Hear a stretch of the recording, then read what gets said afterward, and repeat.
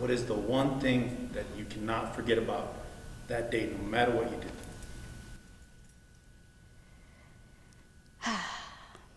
Unfortunately, it's more than one thing. And it's all the voices. I asked the cops at MacArthur, I want to know where my mom is. Where are the people that are in Walmart? The tone in their voice, pleading for the help, requesting that I make their life-saving decision, whether to stay in shelter or run. They just wanted someone to tell them what to do, requesting direction. Pretty much every call I received was just that. I can't say any one moment because honestly, they're all seared in there. But the ones I focus on, the little victories. I got 50 people out. We're safe behind the store. I have 7 people inside the pharmacy. We're locked in. I was able to get out. My mother's with me. Little victories. That's what I focus on. Sierra 20 to all SWAT units. Sierra 20 all SWAT units. Need for you to respond to the Walmart, the furthest west parking lot at the Walmart. Meet with Mondo Nanez. Everyone, all SWAT officers go to PD TAC 1 secure. PD TAC 1 secure and meet with Mondo Nanez, all SWAT officers. 10968, I have the North Walmart automotive doors covered. North automotive doors. All right, Sierra 20 to all units. Just be advised, Sierra 20 to all units. So far, the intel, we have 1 subject and he's in custody. My shift started at 6:30 in the morning. I came in, sat down. We clocked in. It was a fairly slow morning. I spoke to my peers. There wasn't a lot of calls coming in for the fireside. Everybody took their consoles. We were all talking, joking around. We had regular calls, you know, car accidents, requests for medical. I was assigned Northeast, but the phone started ringing off the hook. And then the call came in. When I received the call, I was advised by my caller, there's an active shooter, there's an active shooter. My initial thought was that because it was at a Walmart, it was possibly someone that got shot. A little bit of denial. That doesn't happen in El Paso. And we're like, oh my God, like this isn't happening. We have an active shooter at this location. We have all these large monitors that are around the center, and they're always on CNN or Fox News. And it was very surreal seeing El Paso up on the screens. At that point, they had said, I think, 18 or 11 victims. And me and Alice just looked at each other, we're like, okay, they're still alive, still good. And then one of the other girls from the back, from Channel 1, from Susie, she came back, she goes, they're confirmed. And then at that point, me and Alice just looked at each other and we just turned around. And we went into our modes because we have to go into our modes. My caller was initially very frantic when the call came in, which, you know, is normal. You're witnessing this atrocity going on in front of you. The call takers, they basically document what they're hearing and what the callers are saying. And it wasn't until I saw that they were documenting that they can hear gunshots in the background that I realized what kind of call it was. We all looked around, we kept hearing the call taker say Walmart, which Walmart, you know, and we're all looking around because there's so many Walmarts in El Paso. It was a mix of emotions. Disbelief, initially. Not again. I've had so many messed up calls. Confusion of what was going on. That's not our community. Anger. We don't do that. Sadness. Rage even.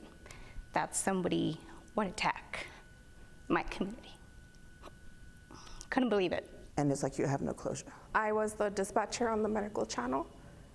I initially got it as a gunshot wound victim, but as I was reading the comments from all the call takers, I realized that there was multiple victims and it just wasn't one person.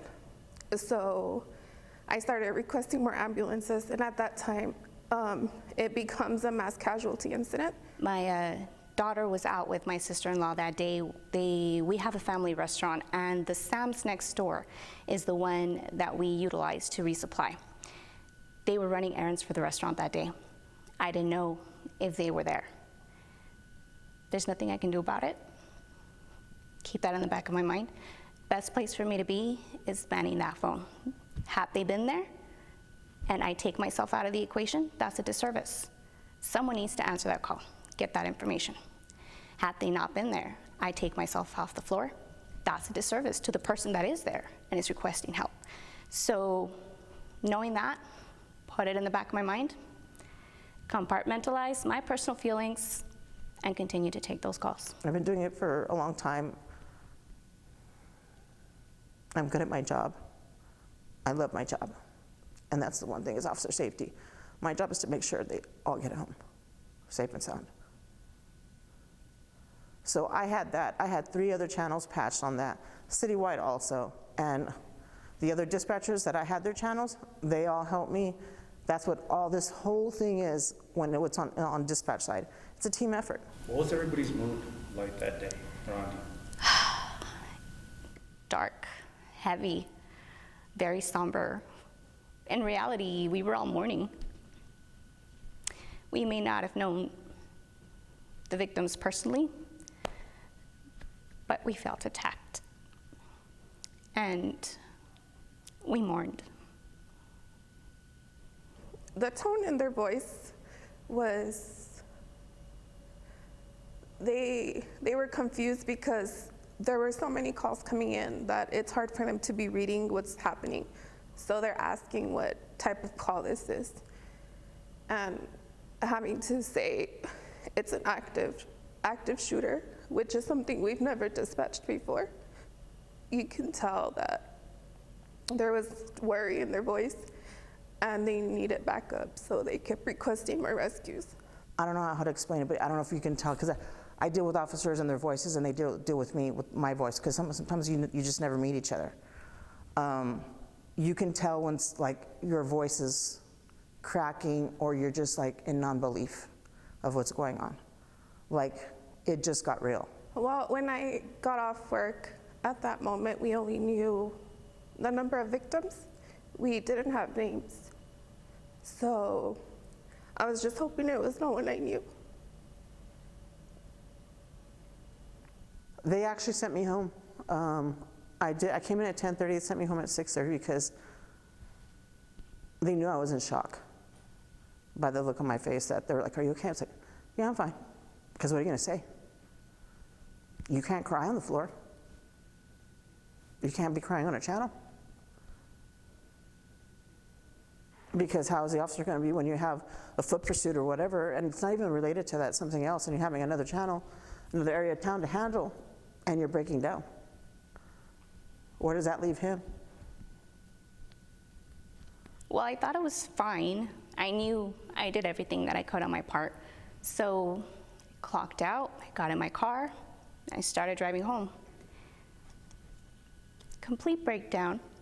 So I allowed myself to feel everything that I hadn't. The rage, the anxiety, the fear, the loss, the disbelief, just a wave of emotion at the same time. So I let that happen, get home, make sure my family is okay, change out of my uniform, and drive out to the blood donation center. I felt the need to do more. It wasn't enough. I couldn't be home. Unfortunately, I got there a little too late. Seems like all of El Paso had beat me to it, gathered as a community, and there was literally nothing I could do there. They were at capacity. If you could say something to the victims, the people who did die, what would you say to them?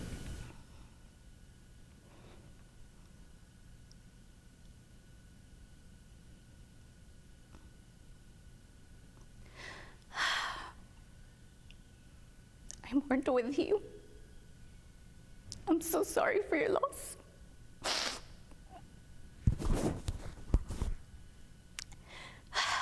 I carried them all with me.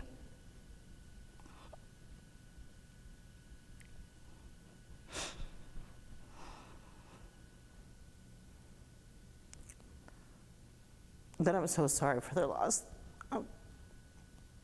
That guy should have never been here. We've gone so long without it having an active shooter and seeing it on the news everywhere else. And now it's happened here. It's stained our community. And we tried our best with what we have. And I'm sorry that people have lost their lives.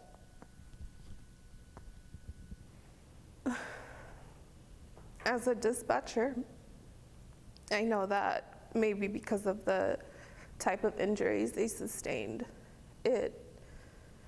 maybe the help didn't get there fast enough in that type of situation because of the injuries they sustained. But I would tell them that I'm sorry for everything that happened, and that I wish it would have never happened, but we'll always remember who they were by all the memories and stories shared by their family. You think you'll ever find closure for officers? No, because I still don't go to Walmart. I've gone 3 times since this past year. I don't take my family, I don't take my mom. She's not allowed to go there. The kids aren't allowed to go there. Amazing grace, how sweet the sound that saved a wretch like me. I once was lost, but now I'm found. 'Twas blind, but now I see. 'Twas grace that taught me fear thus far, and great my fears relieved. How precious did that grace appear, the hour I first believed. My chains are gone,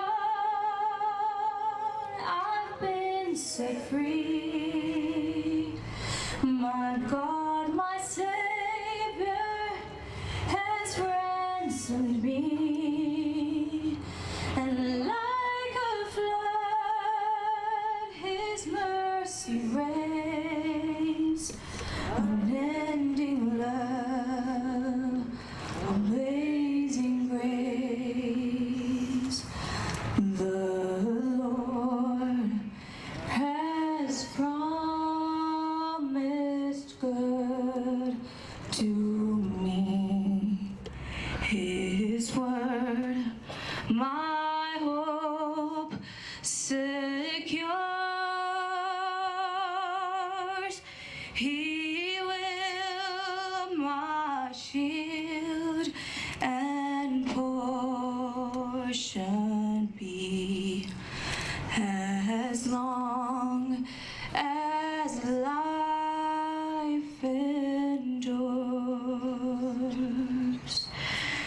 The earth shall soon dissolve like snow, but God, who called me here, below will be forever mine, will be